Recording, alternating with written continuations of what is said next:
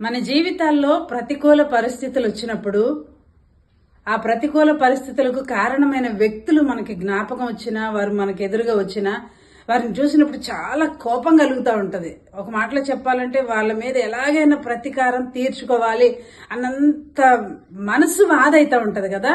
నా జీవితంలో కూడా అలాంటి ఎన్నో సందర్భాలు నేను ఎదుర్కొన్నాను. ప్రారంభంలో నాకు కూడా అలాగే అనిపించింది.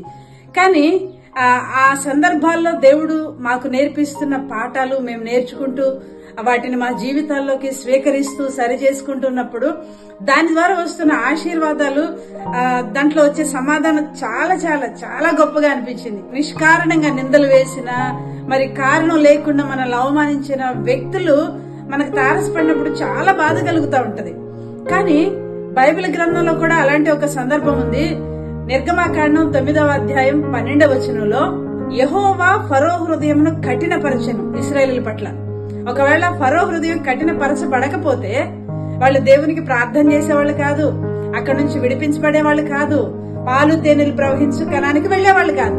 ఫరో ఒకవేళ వాళ్ళకి అంత వసతిని సమకూర్చాడు అనుకోండి, వాళ్ళు చక్కగా ప్రశాంతంగా హ్యాపీగా బానిస దేశంలోనే ఉండిపోయేవాళ్ళు. కానీ దేవుడు ఫరో హృదయాన్ని ఎందుకు కఠినపరిచాడంటే ఆ పరిస్థితుల నుంచి వాళ్ళని విడిపించడానికి.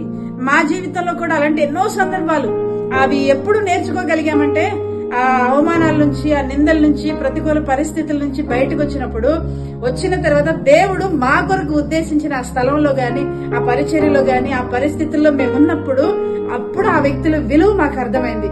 అప్పుడు వారిని బట్టి దేవునికి కృతజ్ఞతలు తెలియజేశాం. ప్రభువా, వారిని బట్టి మీకు వందనాలు.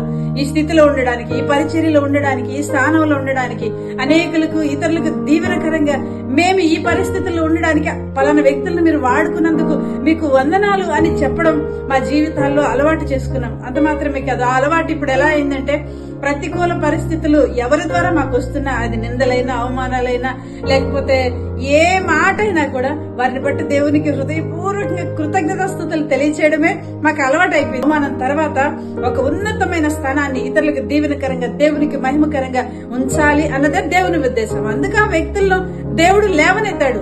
గనక మన జీవితాల్లో ప్రతికూల పరిస్థితులు ఎదురైనప్పుడు ఆ ప్రతికూల పరిస్థితులకు కారణమైన వ్యక్తుల మీద వ్యసన పట్టడం కంటే ఆ ప్రతికూల పరిస్థితుల్ని అనుమతించిన దేవుని స్తుతిస్తూ, వారిని బట్టి దేవునికి కృతజ్ఞతలు తెలియజేస్తూ, వారి కొరకు ప్రార్థన చేసి వారిని క్షమించినప్పుడు ఖచ్చితంగా ఏ ఉద్దేశంతో దేవుడు ఈ పరిస్థితులు అనుమతించాడో ఆ ఉద్దేశాన్ని మన జీవితాల్లో నెరవేర్పు జరిగిస్తాడు. అలాంటి కృప దేవుడు మన అందరికీ అనుగ్రహించును గాక. ఆమేన్.